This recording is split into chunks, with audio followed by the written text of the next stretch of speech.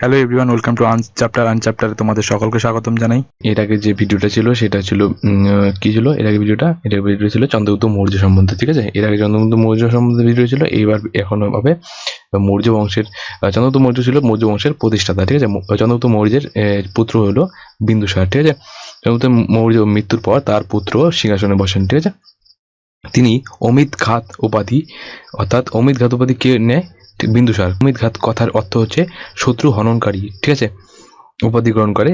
সিরিয়ার গ্রিক রাজা প্রথম অ্যান্টিওয়াসাস, ঠিক আছে, সিরিয়ার যে গ্রিক রাজা প্রথম অ্যান্টিওয়াসাস, ঠিক আছে, তিনি বিন্দুসারের রাজসভায় ডেইমেক্স নামক এক দূতকে, ঠিক আছে, এই প্রথম গ্রিক যে প্রথম অ্যান্টিওয়াসাস, তিনি এই বিন্দুসারের রাজসভায়, ঠিক আছে, একজনকে পাঠায়, ঠিক আছে, রাজদূত। সে তার নাম হচ্ছে ডেইমেক্স, ঠিক আছে, রাজদূত পাঠায়। মিশরের রাজার সাথে বিন্দুসারের কূটনৈতিক সম্পর্ক ছিল। ঠিক আছে, মিশরের রাজার সঙ্গে বিন্দুসারের কিন্তু কূটনৈতিক সম্পর্ক ছিল। তারপরে দেখো, তারপরে অশোক, বিন্দুসারের মৃত্যুর পর তার পুত্র, বিন্দুসারের পুত্র কে? অশোক। বিন্দুসারের পুত্র হচ্ছে অশোক, মগধের সিংহাসনে বসে বিন্দুসারের পরে অশোক। তারপর বৌদ্ধ গ্রন্থ দিব্যদান ও সিংহলি গ্রন্থ মহাবংশতে লেখা রয়েছে, লিখিত আছে যে তিনি, অর্থাৎ এই অশোক, তিনি 99 জন তার ভাই, ঠিক আছে, 99 জন ভাইকে তিনি হত্যা করেছেন। ঠিক আছে, তার ভ্রাতা অর্থাৎ ভাই, অশোকের ভাই 99 জন ভাইকে, ঠিক আছে, তিনি হত্যা করেছেন। ঠিক আছে, হত্যা করে সিংহাসনে বসেন। ঠিক আছে, এই কারণে তাকে চণ্ডাশোকও বলা হয়। ঠিক আছে, অশোককে তাই কি বলা হয়? চণ্ডাশোক বলা হয়। ঠিক আছে, তার শিলালিপিতে অশোক নিজেকে দেবনাম প্রিয়, অর্থাৎ দেবতাদের প্রিয় এবং প্রিয়দর্শী নামে উল্লেখ করেছে। ঠিক আছে, প্রিয়দর্শী এবং দেবনাম প্রিয় দুটি নামে উল্লেখ করেছেন অশোক নিজেকে। ঠিক আছে, তারপরে দেখো, এই গৃহযুদ্ধের কারণে, ঠিক আছে, তার সিংহাসনে লাভের 4 বছর পর তার রাজ্যাভিষেক হয়েছিল। এই যে তার যে গৃহযুদ্ধ চলছিল 99 জনকে ভ্রাতাকে মারার কারণে, তার জন্য তার রাজ্যাভিষেক হতে সময় লেগেছে 4 বছর। তার রাজ্যাভিষেকের নবম বর্ষে, অর্থাৎ 9 বছর যখন হয়ে গিয়েছে, মতান্তরে অষ্টম, ঠিক আছে, অর্থাৎ কেউ কেউ 8 বছর মনে করে, তার রাজ্যাভিষেক হওয়ার পরে নবম যখন বর্ষ হয় তখন 260 খ্রিস্টপূর্বাব্দে, ঠিক আছে, কলিঙ্গ রাজ জয় করে। ঠিক আছে, অশোক কি জয় করে? কলিঙ্গ রাজ জয় করে, নবম যখন বর্ষ হয় তার, ঠিক আছে, রাজ্যাভিষেকের। কলিঙ্গ যুদ্ধের ভয়াবহ ফল দেখে, ঠিক আছে, যখন নবম বর্ষে অশোক কলিঙ্গ যুদ্ধ করে এবং কলিঙ্গ জয় করে, তখন কলিঙ্গ যুদ্ধের পরে যে ভয়াবহ দৃশ্য দেখে, যে যেখানে সেখানে লাশ পড়ে আছে, মৃত্যু হয়ে আছে, পরিবার বিধবা, মানে যারা সৈন্য এসেছে তাদের পরিবার বিধবা হয়ে, মানে নারীরা বিধবা হয়ে গেছে, পুত্রহারা, এরকম যখন অবস্থা থাকে ব্যক্তিদের, ঠিক আছে, মগধ অভ্যন্তরীণ ও বৈদেশিক নীতির ক্ষেত্রে সুদূর প্রসারী পরিবর্তন করে দেয়। ঠিক আছে, মানে এই মগধে তখন অশোক কি করে, তার এই যে রাজ্য দখল, সেটাকে তিনি অনেক এই বিদেশ নীতির অনেক চেঞ্জ করে দেয়। ঠিক আছে, এই এই এই ভয়াবহ পরিস্থিতি থেকে, ঠিক আছে, বৌদ্ধ ধর্ম গ্রহণ করে তিনি চিরদিনের মতো যুদ্ধ ত্যাগ করে। ঠিক আছে, এই পরিস্থিতির ফলে তিনি কিন্তু মগধে এই যুদ্ধ ত্যাগ করে দেয়। ঠিক আছে, এই অশোক। ঠিক আছে, কোন যুদ্ধের পরে অশোক চিরদিনের মতো যুদ্ধ ত্যাগ করে? এরকম যদি কোনো কোশ্চেন আসে, এসেও থাকে, এরকম এই কোশ্চেনটা অনেক এসে থাকে, কলিঙ্গ যুদ্ধের পরে। ঠিক আছে, কলিঙ্গ যুদ্ধটা কবে হয়? নবম বর্ষে রাজ্যাভিষেকের। ঠিক আছে, কলিঙ্গ যুদ্ধের বর্ণনা অশোকের 13তম শিলালিপিতে রয়েছে। দেখো, এটা খুব গুরুত্বপূর্ণ। অশোকের যে কলিঙ্গ যুদ্ধের যে বর্ণনা, সেটা অশোকের কোন কততম শিলালিপিতে রয়েছে? 13তম শিলালিপিতে রয়েছে এটা। ঠিক আছে, কলিঙ্গ যুদ্ধ সম্পর্কে। অশোক প্রথম জীবনে শিবের উপাসক ছিলেন। ঠিক আছে, প্রথম জীবনে অশোক কিন্তু শিবের উপাসনা করতেন। ঠিক আছে, পরবর্তীকালে অশোক কিন্তু কি করে? তিনি এই বৌদ্ধ ধর্ম গ্রহণ করে। ঠিক আছে, বৌদ্ধ ধর্ম গ্রহণ করে। প্রথম জীবনে কি ছিল? শিবের উপাসক ছিল অশোক। ঠিক আছে, উপগুপ্ত নামক এক বৌদ্ধ সন্ন্যাসীর কাছে, ঠিক আছে, কার কাছে বৌদ্ধ ধর্ম গ্রহণ করে? উপগুপ্ত নামক এক বৌদ্ধ সন্ন্যাসীর কাছে বৌদ্ধ ধর্ম দীক্ষিত নেয়। ঠিক আছে, অশোকের ধর্মমত অশোকের যে ধর্মমতটা ছিল বৌদ্ধ ধর্মের চেয়ে বেশি উদার ছিল। তার জন্য এই অশোকের ধর্মমতটা কিন্তু একটু আলাদা। ঠিক আছে, বৌদ্ধ ধর্মে যত উদার, তার থেকে বেশি উদার ছিল অশোকের ধর্মমতটা। ঠিক আছে, তার জন্য এই অশোকের যে ধর্মমতটা আছে, সেই অশোকের ধর্মমতকে বলা হতো ধম্ম। ঠিক আছে, অশোকের এই ধর্মমতকে বলা হতো ধম্ম, ঠিক আছে। এটা কিন্তু খুব গুরুত্বপূর্ণ, ধম্ম বলা হতো, ঠিক আছে। অশোকেরটা একটু এই বৌদ্ধ ধর্মের থেকেও একটু উদার ছিল, ঠিক আছে। এটা খুব গুরুত্বপূর্ণ, ঠিক আছে। আর এই কোন ইসের থেকে, সন্ন্যাসীর থেকে নেওয়া হয়েছে, নিয়েছে দীক্ষা অশোক? উপগুপ্ত নামক বৌদ্ধ সন্ন্যাসী থেকে, ঠিক আছে। অশোকের 14তম যে শিলালিপি আছে, শিলালিপির ধর্মের কথা উল্লেখ আছে। এই যে ধর্মটা রয়েছে, অশোকের যে ধর্মকে ধর্ম বলা হতো, ঠিক আছে, সেটা কোথায় উল্লেখ রয়েছে? অশোকের শিলালিপির 14তম শিলালিপিতে, ঠিক আছে। 14তম শিলালিপিতে ধর্ম কথা রয়েছে অশোকের শিলালিপিতে। অশোকের প্রধান 14টি শিলালিপি পাওয়া যায়, যার মধ্যে 8টি বিভিন্ন স্থানে, যার মধ্যে বেশিরভাগই প্রাকৃত ভাষায় লেখা, ঠিক আছে, প্রাকৃত ভাষায় লেখা, এবং এই ব্রাহ্মী হরফেও লেখা, ঠিক আছে। প্রাকৃত এবং ব্রাহ্মী হরফে অশোকের এই যে শিলালিপিগুলো, প্রাকৃত এবং ব্রাহ্মী এই দুইটি ভাষাতেই কিন্তু অশোকের শিলালিপি লেখা হয়েছে। বেশিরভাগই প্রাকৃত ভাষায় লেখা এবং খুব অল্প সংখ্যক ব্রাহ্মী ভাষায় লেখা। অশোকের শিলালিপি কি ভাষায় লেখা? প্রাকৃত এবং ব্রাহ্মী, ঠিক আছে। 1837 সালে জেমস প্রিন্সেপ সর্বপ্রথম অশোকের শিলালিপিগুলি পাঠোদ্ধার করেন। কে পাঠোদ্ধার করেন এই অশোকের শিলালিপিগুলি? মানে কে প্রথমে বুঝতে পারে যে এই অশোকের শিলালিপি এই মানেটা কি? সেই মানেটা যে আছে সেটা অশোকের শিলালিপি দেখে তো বোঝা যাচ্ছে না, কারণ প্রাকৃত এবং ব্রাহ্মী হরফে লেখা। তো সেটাকে উদ্ধার করে প্রথম, সেটা জেমস প্রিন্সেপ। তিনি এই সর্বপ্রথম অশোকের শিলালিপি পাঠোদ্ধার করে, ঠিক আছে। ধর্ম মহামাত্র নামে এক বিশেষ শ্রেণীর কর্মচারী নিযুক্ত করেন, ঠিক আছে। ধর্ম মহামাত্র নামে এক বিশেষ শ্রেণীর কর্মচারী নিযুক্ত করেন।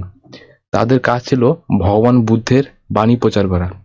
ধর্ম মহামাত্র এটি একটি কর্মচারী, ঠিক আছে, অশোকের সময়কালে।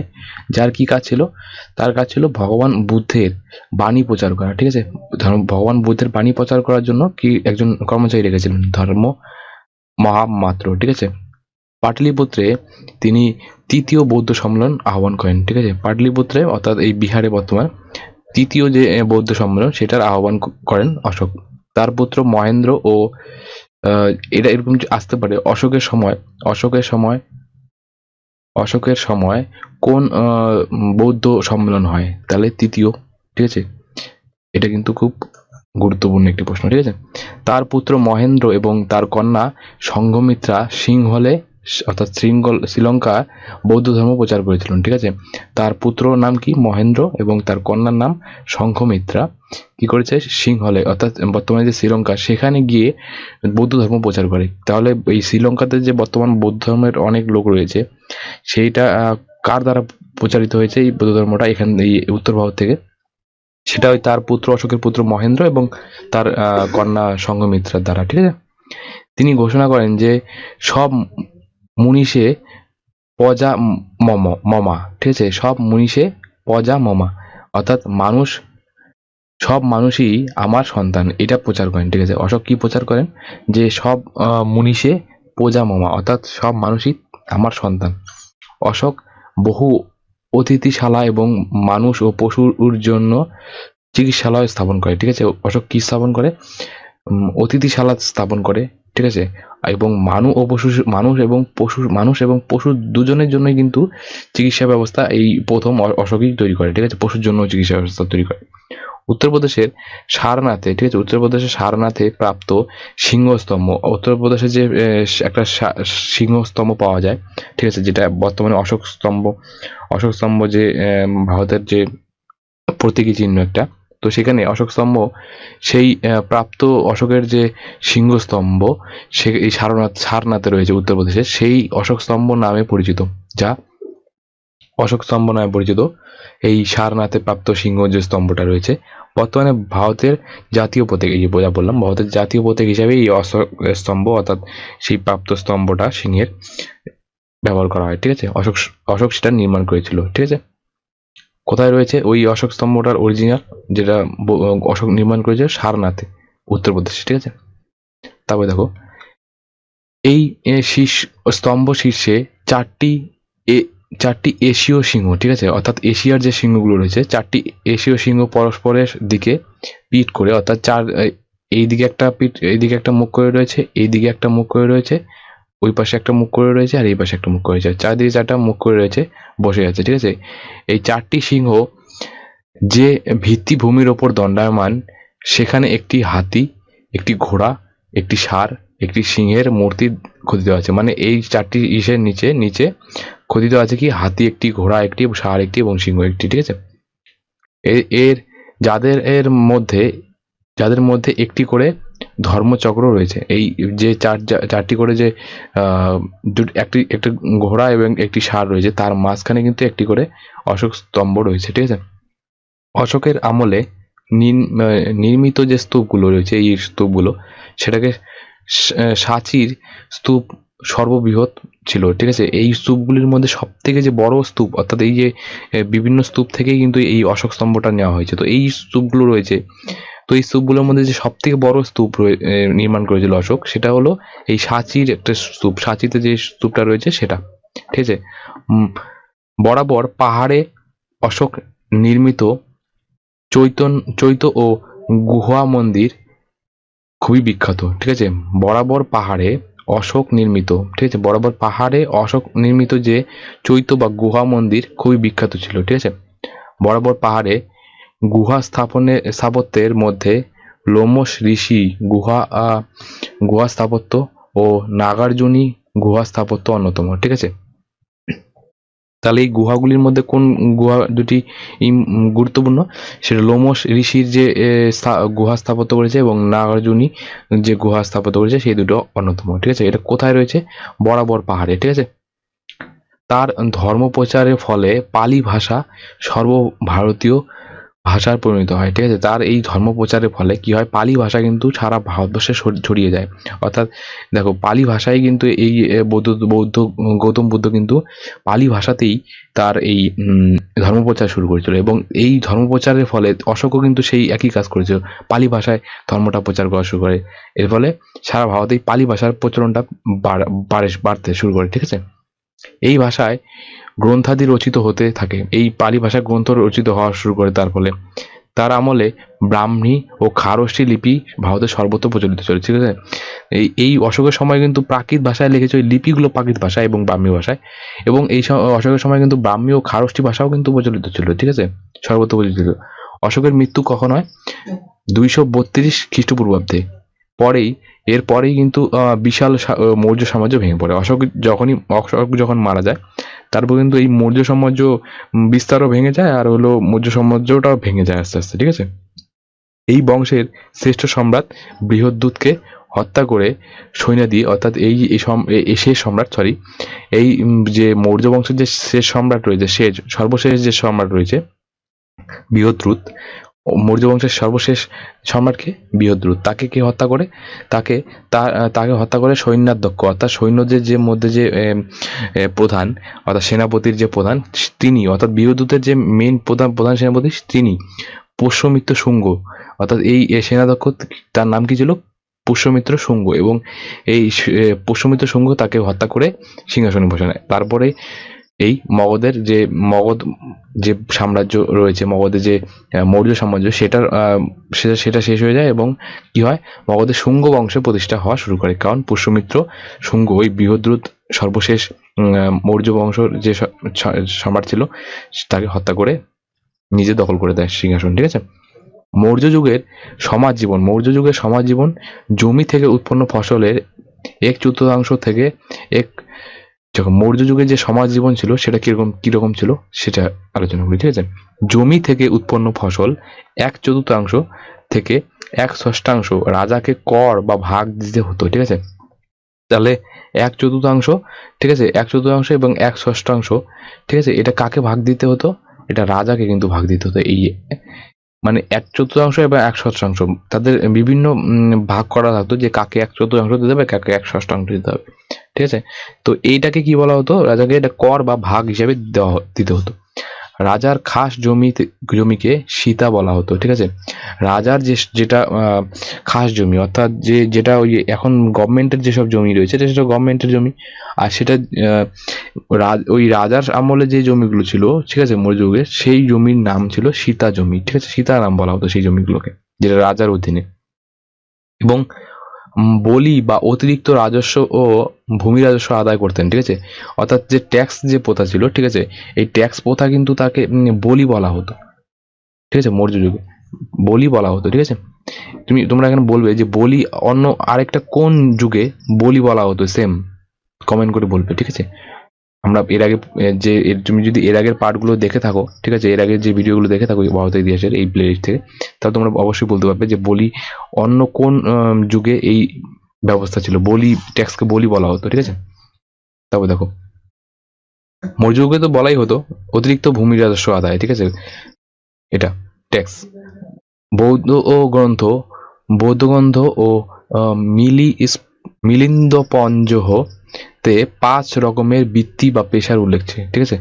বৌদ্ধ গ্রন্থ ও মিলিন্দ পঞ্চহ ও বৌদ্ধ গ্রন্থে কি 5 রকমের বৃত্তি বা পেশা, অর্থাৎ এই দুটি গ্রন্থে এই মৌর্য যুগের যে পেশাগুলো রয়েছে 5 রকমের প্রধান পেশার ছিল, সেই পেশাগুলো সম্পর্কে রয়েছে। তাম্রলিপ্ত সোপাড়া, ঠিক আছে, তাম্রলিপ্ত সোপাড়া, তারপরে কল্যাণ ও ভিন্ড ও কচ্ছ ছিল এই যুগের উল্লেখযোগ্য বন্দর, ঠিক আছে। তো এই যুগের উল্লেখযোগ্য বন্দরগুলোর নাম কি? তাম্রলিপ্ত মৌর্য যুগে, ঠিক আছে, তারপরে সোপাড়া, তারপরে কল্যাণ, তারপরে ভিন্ড কচ্ছ, এই 4টা ছিল সব থেকে উল্লেখযোগ্য বন্দর, ঠিক আছে, মৌর্য যুগের। জমির দ্বারা যারা ধনবান ও প্রতিশালী হয়ে ওঠে তাদের গৃহপতি হবে, ঠিক আছে, গৃহপতি এবং বাণিজ্যের মাধ্যমে যারা ধনবান হয়ে ওঠে তাকে শ্রেষ্ঠী, ঠিক আছে, শ্রেষ্ঠী বলা হতো। যারা বাণিজ্য করে এই ধনবান হতো, ঠিক আছে, অর্থাৎ বড়লোক সেই সময়কাল ধনী ব্যক্তি, তাদের কি বলা হতো? শ্রেষ্ঠী, যারা বাণিজ্য করতো। আর যারা এই জমি করে অর্থাৎ কৃষিকাজ করে যারা ধনবান হতো অর্থাৎ প্রতিপত্তিশালী ও ধনবান, তাদের কি বলা হতো? গৃহপতি বলা হতো, ঠিক আছে। মেগাস্তিনিসের রচনা থেকে পাটলিপুত্রে চন্দ্রগুপ্ত মৌর্যের কাষ্ঠ নির্মিত বিশাল রাজপ্রাসাদটির কথা জানা যায়। অর্থাৎ এখানে কি বলা হয়েছে দেখো, মেগাস্তিনিসের ইন্ডিকা যে ছিল সেই ইন্ডিকাতে বলা রয়েছে যে চন্দ্রগুপ্ত মৌর্যের বিশাল কাষ্ঠ নির্মিত একটি রাজপ্রাসাদ ছিল, অর্থাৎ কাঠের তৈরি একটি রাজপ্রাসাদ, ঠিক আছে। চন্দ্রগুপ্ত মৌর্যের কিন্তু রাজপ্রাসাদটি কাঠের তৈরি, ঠিক আছে। অশোকের আমল থেকে, আর এই কাঠের রাজপ্রাসাদটা কিন্তু খুব বিখ্যাত ছিল সেই যুগে, কারণ সেই যুগে অনেক কারুকার্য করা হয়েছিল, ঠিক আছে, এই কাঠের বাড়িতে, ঠিক আছে, রাজপ্রাসাদে। অশোকের আমল থেকে ইট ও পাথরের সাহায্যে ব্যাপক গৃহাদি নির্মাণ শুরু হয়, ঠিক আছে। চন্দ্রগুপ্ত সময় এই কাঠের ইটেই বেশি ছিল প্রচলন, ঠিক আছে, কাঠ বাঁশ এই দিয়েই বাড়ি বানানো হতো, ঠিক আছে, খড়কুটো যাই বলো না কেন এইসব দিয়েই বাড়ি বানানো। কিন্তু এই অশোকের সময় আসাকালীন, যখন অশোকের সময় এসে পড়ে, ঠিক আছে, তখন কিন্তু এই কাঠ না দিয়ে কি হয়, ইট বা পাথরের কিন্তু গৃহ তৈরি হওয়া শুরু করে দেয়, ঠিক আছে। অশোক থেকেই এই পার্মানেন্টলি শুরু করে দেয় যে গৃহ নির্মাণ, ঠিক আছে। এর আগে তো হরপ্পা সভ্যতা ছিলই, কিন্তু হরপ্পা সব বৌদ্ধিক যুগে কিন্তু এরকম ছিল না। বৌদ্ধিক যুগ, মৌর্য যুগ, তার মৌর্য যুগের শেষে এই অশোকের সময়কালীন থেকে কি হয়, ইট পাথরের বাড়ি নির্মাণ হয়, ঠিক আছে। রাজপ্রাসাদটি ছিল চন্দ্রগুপ্ত মৌর্যের চেয়ে বিরাট। এই রাজপ্রাসাদটি কি ছিল? চন্দ্রগুপ্ত মৌর্যের চেয়ে বিরাট ছিল, ঠিক আছে, বিশাল এবং পাথরের সাহায্যে তৈরি, ঠিক আছে। অর্থাৎ অশোকের যে মানে রাজপ্রাসাদটা ছিল সেটা কিন্তু এই চন্দ্রগুপ্ত মৌর্যের যে কাঠের সেটার থেকে বড় ছিল। সারনাথে আবিষ্কৃত সিংহস্তম্ভ অতি বিখ্যাত। ওই যেটা অশোক স্তম্ভ এখন, সেটা সিংহস্তম্ভটা, সেটা বলছে সব থেকে বিখ্যাত, সেটা উত্তরপ্রদেশের সারনাথে রয়েছে, ঠিক আছে। মৌর্য শিল্পে কিছু বিদেশি প্রভাব থাকলেও শিল্পের বিষয়বস্তু ছিল সম্পূর্ণ ভারতীয় এবং তাদের উদ্দেশ্য আদর্শ করতে কি পরিকল্পিত। এ কারণে এই শিল্পকে দরবারি শিল্প বলা হয়, ঠিক আছে। অর্থাৎ যে মধ্যযুগে যে বিদেশি প্রভাব ছিল, বিদেশি প্রভাব থাকলেও শিল্পের যে বিষয়বস্তুগুলো ছিল সেটা কিন্তু ভারতীয় সম্পূর্ণ ছিল, উদ্দেশ্য কিন্তু তাদের ভারতীয় সম্পূর্ণ ছিল, ঠিক আছে। তো এই যে শিল্প ব্যবস্থাটা ছিল মৌর্য যুগে, সেটাকে কি বলা হতো? দরবারি শিল্প ব্যবস্থা বলা হতো, ঠিক আছে। তো এই ছিল আজকের এই পর্যন্ত ভিডিও, ঠিক আছে। নেক্সট পার্টে আমরা ভারতের যে বিদেশি আক্রমণ হয়, ঠিক আছে, ভারতবর্ষে বিদেশি তো আক্রমণ করে, তো সেটা ভারতে বিদেশি আক্রমণ কারা কারা করে, কিভাবে করে, ঠিক আছে, সেটা নিয়ে নেক্সট ভিডিওতে আলোচনা করা হবে। তো ভিডিওটি দেখার জন্য অনেক ধন্যবাদ।